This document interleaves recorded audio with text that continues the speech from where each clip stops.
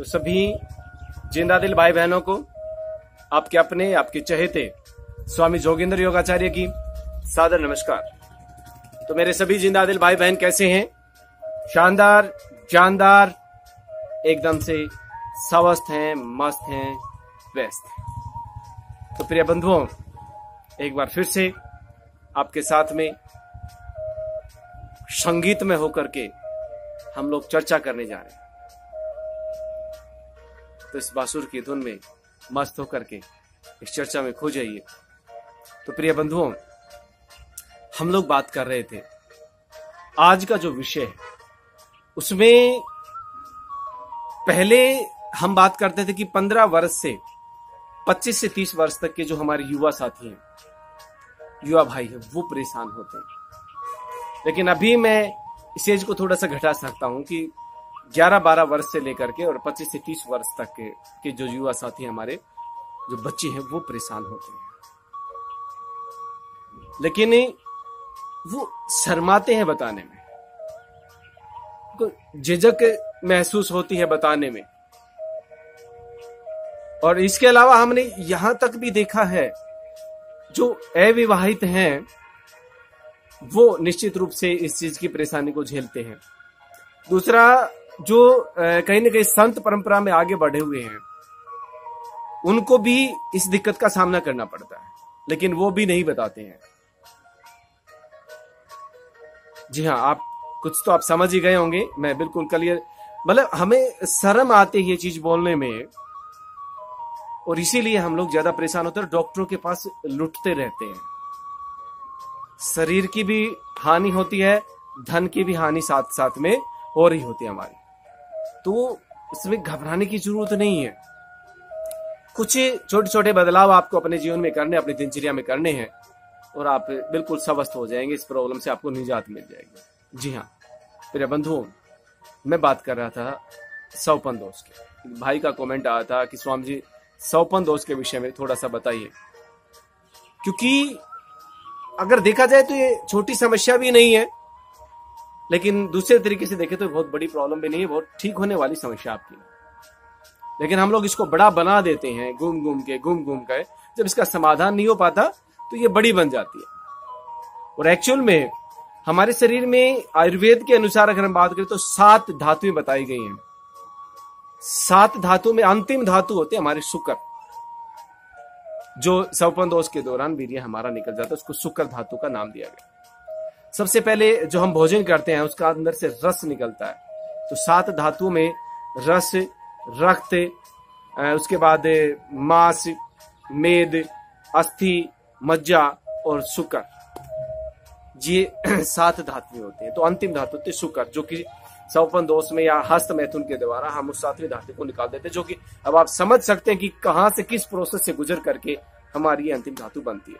तो निश्चित रूप से शरीर में कमजोरी तो आएगी ही आएगी, और फिर कुछ लोग इसका फायदा उठाते हैं हमें डरा डरा करके। तो इसीलिए प्रिय बंधुओं, मैं बात कर रहा था कि घबराने की जरूरत नहीं है। इसमें बस आपको छोटा सा काम करना है। सबसे पहला काम, विचारों का शुद्धिकरण, वो सबसे पहले जरूरी है। सौपन दोष अक्सर तब होगा जब आपको रात्रि में सोने से पहले अश्लील चलचित्र देख करके सोएंगे, अश्लील वीडियोस देख करके सोएंगे, पोर्न वीडियोस देख करके सोएंगे, रात्रि को सौपन दोष हो जाएगा। क्योंकि आपका सबकॉन्शियस माइंड रात्रि को सोने के बाद भी काम करता है, ये कभी नहीं आराम करता है। और किस पे काम करता है? जो आखिरी विचार आपका सोने से पहले था उस पे ये काम करता है पूरी रात। और इसको नहीं पता कि वो हकीकत में हो रहा है कि ये सिर्फ एक विचार है। इसके लिए तो सब हकीकत में ही हो रहा है। तो इसीलिए जो रात्रि को सोने से पहले जो विचार आपके मन में आया उस पर इसने सारी रात काम किया, उसी हिसाब से आपकी धातु क्षीण हुई, सौपन दोष हो। सबसे पहला काम, रात्रि को सोने से पहले अच्छे विचारों के साथ आप सोएंगे। गायत्री मंत्र का उच्चारण करते हुए सोइए, ईश्वर का धन्यवाद करते हुए सोइए, जो भी आपको ठीक लगे अच्छे विचारों के साथ। दूसरी बात, सोने से कम 1 घंटा पहले हर इलेक्ट्रॉनिक डिवाइस से दूर हो जाए, चाहे वो टीवी है चाहे मोबाइल, जो भी है, कम से कम 1 घंटा पहले। नहीं तो 2 घंटे पहले हो जाते तो बहुत अच्छा, आपकी मेरे ऊपर कृपा होगी अगर आप 2 घंटा पहले अपनी डिवाइसेस को छोड़ देते हैं तो अलग रख दीजिए उनको, ठीक है। तो फोन, टीवी, सोने से 2 घंटे पहले नहीं तो कम से कम 1 घंटा पहले उनसे दूर हो जाइए। कभी स्वप्न दोष नहीं होगा, मेरी गारंटी इस बात की। 2 काम। तीसरा काम, रात्रि को सोने से पहले, बिस्तर पर जाने से पहले ठंडे पानी में पैर धो करके आप सोने के लिए जाएंगे। ठंडे पानी में पैर धो करके आपको बिस्तर पर जाना है।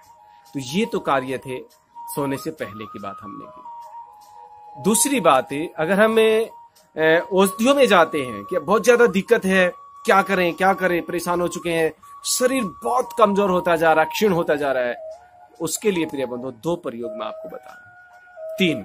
3 प्रयोग बताऊंगा। तीनों के तीनों प्रयोग जादुई हैं। जो मन करे वो कर लेना, तीनों मन करे तीनों कर लेना। शरीर में शक्ति बढ़ती आएगी, आपके स्वप्न दोष की समस्या खत्म हो जाएगी। करना क्या है उसमें आपको, सबसे पहला जो प्रयोग है, आंवले का चूर्ण। 100 ग्राम आंवले का चूर्ण है तो उसमें 50 ग्राम मिश्री को कूट करके डाल लेंगे।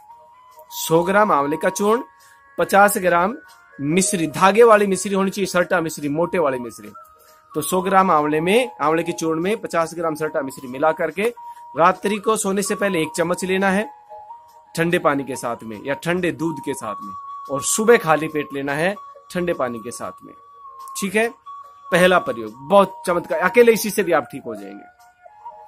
दूसरा प्रयोग, प्रिय बंधुओं, मुलहटी का पाउडर आपको मिलेगा पंसारी के पास में। मुलहटी का पाउडर हर एक देशी दवाई वाली दुकान पे मिल जाएगा आपको, हो सकता है मेडिकल स्टोर पे भी रखते हो अब तो मुलहटी का पाउडर जो है ना आप ले लेंगे, और 1 चम्मच मुलहटी के पाउडर को 1 या 2 चम्मच देसी घी में, अब देसी घी ये आप ध्यान रखेंगे कि वो देसी घी जो है आपका सनंद का होना चाहिए। ठीक है, गाय का मिल जाए तो सबसे बेहतर है, नहीं तो आप भैंस का है वो भी चलेगा, लेकिन गाय का कोशिश करना कि गाय का मिल जाए, और आपकी सनंद में हो, आपकी जानकारी में हो कि यहां पर अच्छा घी मिला। डिब्बे वाला कोई भी किसी भी कंपनी का घी आपको यूज नहीं करना। तो 1 चम्मच मुलहटी का पाउडर और 1 या 2 चम्मच उसमें घी मिला करके एक टाइम सुबह सुबह खाली पेट इसका सेवन कर लेना। आपकी वीर्य में पुष्टता इतनी जबरदस्त हो जाएगी, धातु पुष्ट हो जाएगी, आपकी ताकत भी बढ़ेगी, शक्ति बढ़ेगी, आपकी समस्या भी खत्म हो जाएगी। और ये ही नहीं, स्वप्न दोष ही नहीं, धात की समस्या भी इससे खत्म होती है, लेकिन उसके विषय में किसी दिन आगे किसी वीडियो में चर्चा करेंगे अगर आप लोग कहेंगे तो ये तो बात थी स्वप्न दोष के, मुलहटी के पाउडर का सेवन करना। दूसरी बात, सतावर चूर्ण। ये चूर्ण मैं अक्सर माताओं बहनों के लिए बताता हूं। माताओं बहनों को तो 5 साल की वर्ष की हमारी पुत्री से लेकर के और 100 साल की बुजुर्ग माता तक इसको जरूर सेवन करना चाहिए। सतावर चूर्ण माताओं के लिए मैं बात कर रहा हूं, अभी मैं पुरुषों की बात कर रहा हूं, भाइयों की बात कर रहा हूं। स्वप्न दोष में तो सतावर चूर्ण 1 चम्मच सुबह, 1 चम्मच शाम को ले लीजिए। कैसा ही स्वप्न दोष की प्रॉब्लम ठीक हो जाएगी। ठंडे दूध के साथ लेना कोशिश करना। सतावर चूर्ण को ठंडे दूध के साथ सेवन करना है, उसको गर्म दूध के साथ नहीं लेना, गर्म पानी के साथ नहीं लेना, ठंडे दूध के साथ सेवन करना। अगर दूध ना होता हो तो आप ठंडे पानी के साथ इसका सेवन कर सकते हैं। तो प्रिय बंधुओं, ये कुछ छोटे छोटे से प्रयोग मैंने आपको बताए हैं, इनको अपने जीवन में अपना लेना, आपको ये प्रॉब्लम नहीं रहेगी। क्योंकि वास्तव में जब हमारी जो 7वीं धातु है जो लास्ट में जाकर के बनती है, वो बहुत कीमती है हम सब के लिए। इसीलिए आयुर्वेद में भी, हमारे वेदों में भी ब्रह्मचर्य के पालन पर बहुत जोर दिया गया है। और यदि हम ब्रह्मचर्य का पालन नहीं करते तो हम किसी भी प्रकार की ना तो कोई विद्या ही प्राप्त कर सकते हैं, ना ही बलशाली बन सकते हैं, ना ही विद्वान बन सकते हैं। तो इसलिए इनमें सबसे पहले आवश्यकता है ब्रह्मचर्य का पालन करने की, अपने वीर्य की रक्षा करने की। और ब्रह्मचर्य का मतलब केवल वीर्य रक्षा ही नहीं है। जब हम लोग शास्त्री करते थे तो हमारे आचार्य जी ने एक दिन हमें ब्रह्मचर्य के विषय में बताया था। तो उसमें ब्रह्मचर्य के लिए आचार्य जी ने बहुत अच्छी परिभाषा दी थी कि ब्रह्म और चर्य शब्द के 2 अर्थ हैं। ब्रह्म और चर्य शब्द के 2 अर्थ हैं, मतलब 4 अर्थ हैं दोनों के। ब्रह्म और चर्य 2 शब्द हैं यहाँ पर, तो ब्रह्मचर्य के दोनों ही शब्दों के 4 अर्थ हैं। ईश्वर, वेद, ज्ञान और वीर्य, ये तो है ब्रह्म शब्द के अर्थ। इसी प्रकार से उपासना, अध्ययन, उपार्जन और रक्षा, ये चर्य शब्द के अर्थ हैं।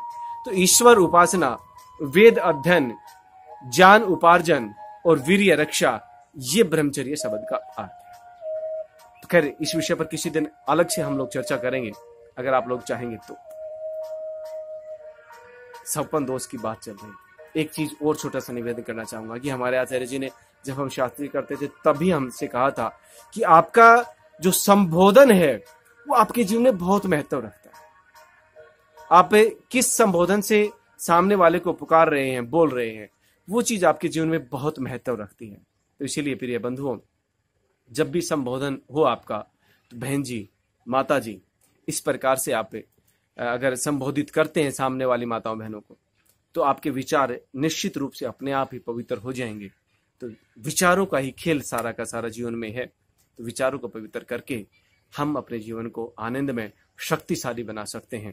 तो इन्हीं शब्दों के साथ मैं ईश्वर से प्रार्थना करता हूँ प्रिय बंधु, आप सभी स्वस्थ रहें, निरोगी रहें, आनंद में रहें। हमेशा आपकी जो धातु है वो हष्ट पुष्ट हो, आप शक्तिशाली बने, आप गुणवान बने, आप बलवान बने। इन्हीं शब्दों के साथ आप सबका बहुत बहुत धन्यवाद, धन्यवाद, धन्यवाद।